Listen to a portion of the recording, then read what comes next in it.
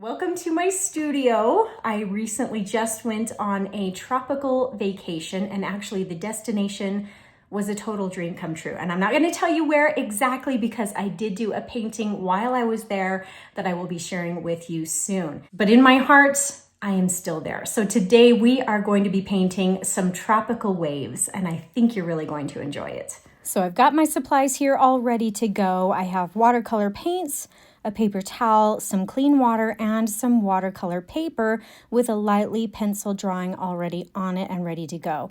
Now, my paper is a little bit smaller in size today.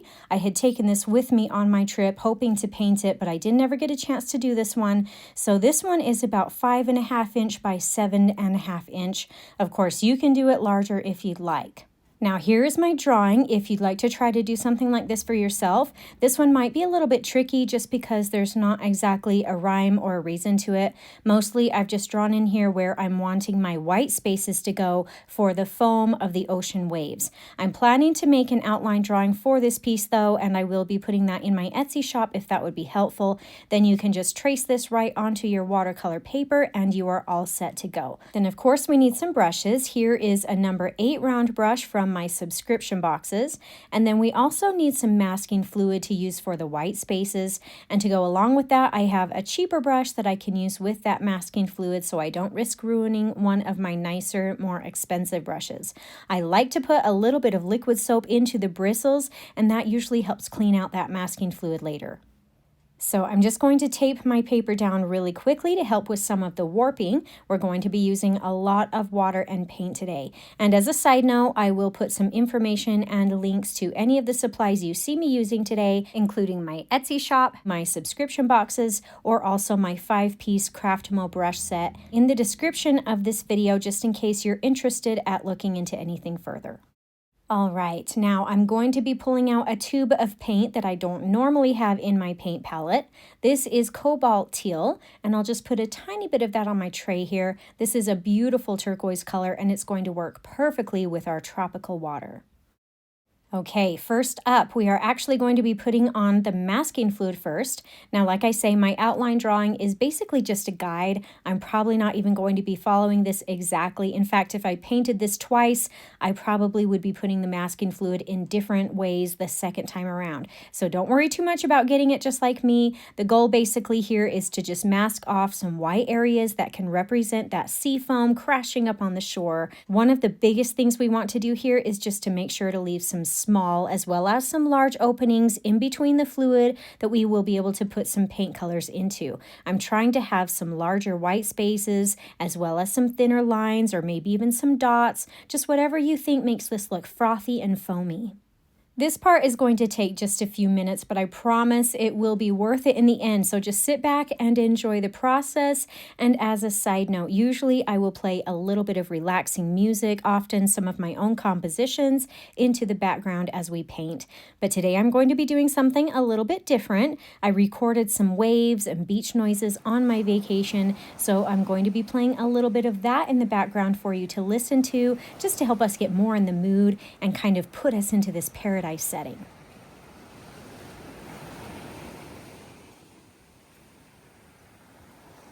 If you find you are enjoying my painting and teaching style today, I hope you'll subscribe if you haven't already so you don't miss out on any of my new and upcoming weekly tutorials. You're really not going to want to miss my tropical destination painting. I actually took a watercolor portable kit with me so that I could paint sitting right by the beach, and I think you're going to love it.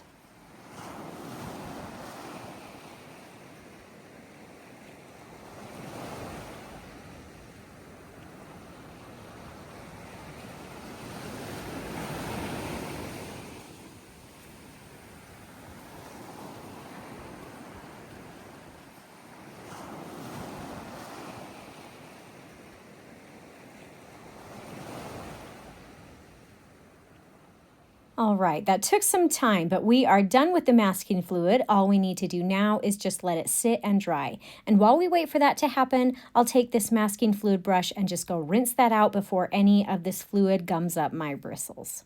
Okay, I think my fluid is pretty much dry by this point, so let's go ahead and get some colors ready on our tray. I'll just add a little bit of water to this cobalt teal color, and then I will also pull out some ultramarine blue as well as some phthalo blue. These blue colors are going to make a lovely turquoise ocean, but we also need some colors for the beach. I'm going to mostly be using raw sienna today, but I also have a little bit of gamboge as well as burnt umber already on my tray that also might come in handy. All right, it is now time to start painting in our ocean and our beach. You are going to be so surprised at how easy this actually is. The first thing that we're going to want to do is take some water and paint the entire page with a nice wet water layer.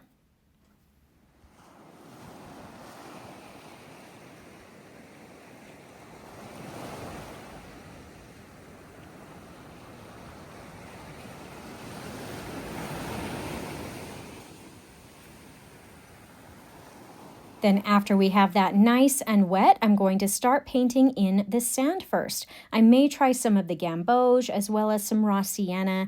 I'll just mix and match that into this beach area until we reach the masking fluid part. I think I'm going to try to focus most of this darker raw sienna color around the edges of the painting. And for a fun little addition, let's take some of the burnt umber and maybe add some small amounts of that right next to the edges of the masking fluid, just to help create maybe the look of some shadows here.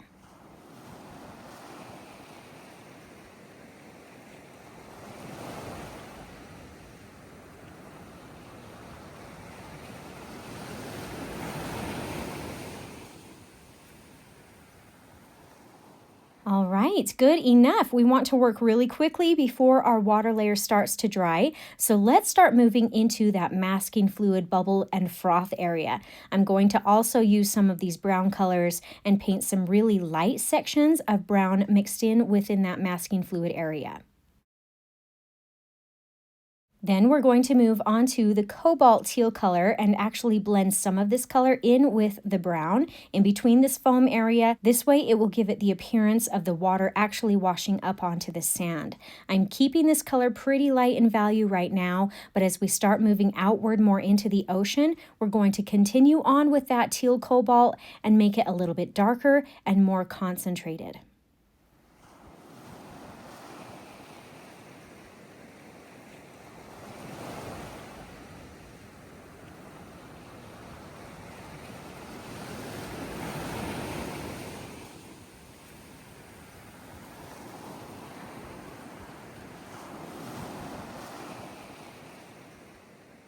Okay, I think we're ready to move on to the next color. Let's move on to the phthalo blue next, mixing that into this cobalt teal color just a little ways, letting them blend together slightly. You may even want to move some of this even down closer to the bottom, nearer to the beach as well. You can be the judge wherever you want to try that. And again, as I start moving this color farther into the ocean, I'm going to make it darker and more concentrated as we go.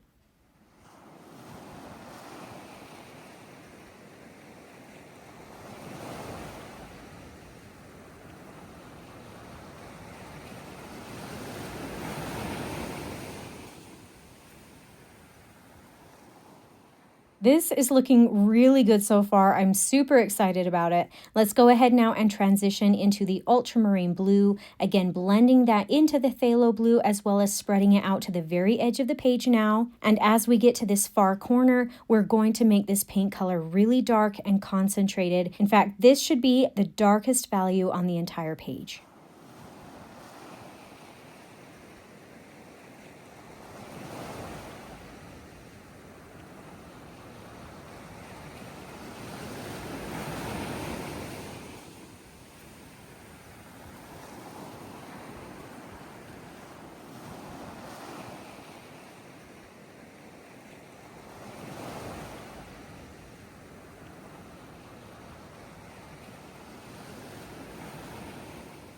All right, that's all there is to it. Isn't this so beautiful? Don't you just love the color combination? It's absolutely fantastic. Now we do need to let our painting dry completely, so go ahead and take a break and we will come back to this when it's completely dry. Okay, here we are back again. I think my painting is completely dry, and I don't know if you ever do this, but after I came back with fresh eyes, I felt like I needed some darker brown in this bottom corner. So I might add just a touch more raw sienna down here, spread that out a little bit, and just help blend that into this by dabbing the edge of it with my paper towel. My darker burnt umber also blended into the painting, so it's not quite as dark as I was hoping. So I might also take a touch of some more of this burnt umber color and just add a little bit along the base of this foam as well.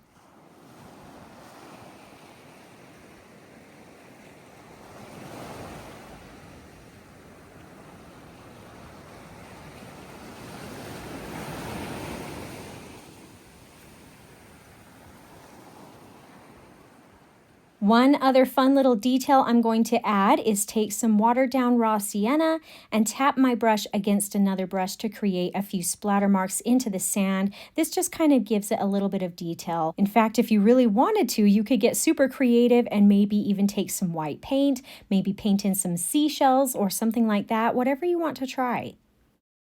Some of those splatters are a little bit darker than I like, but that's okay. I can always lighten them up using my paper towel.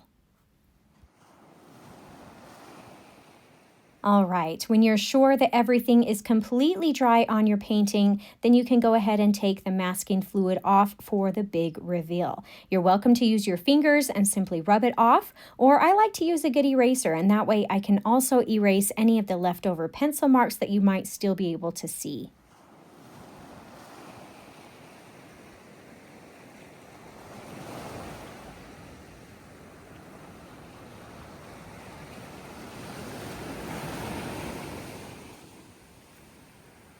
And just look at how cool our painting is. Isn't this the neatest thing? And it was actually super simple to do. I really like how this turned out. Now, I do kind of feel like some of my farther out foam lines seem a little bit too white and severe. So I might take a small #1 round brush and just paint a very slight hint of teal or other blue color into some of these spaces, just so they're not quite so harsh. But again, these are the ones farther out into the ocean. I'll leave everything up closer to the shore, the pure white.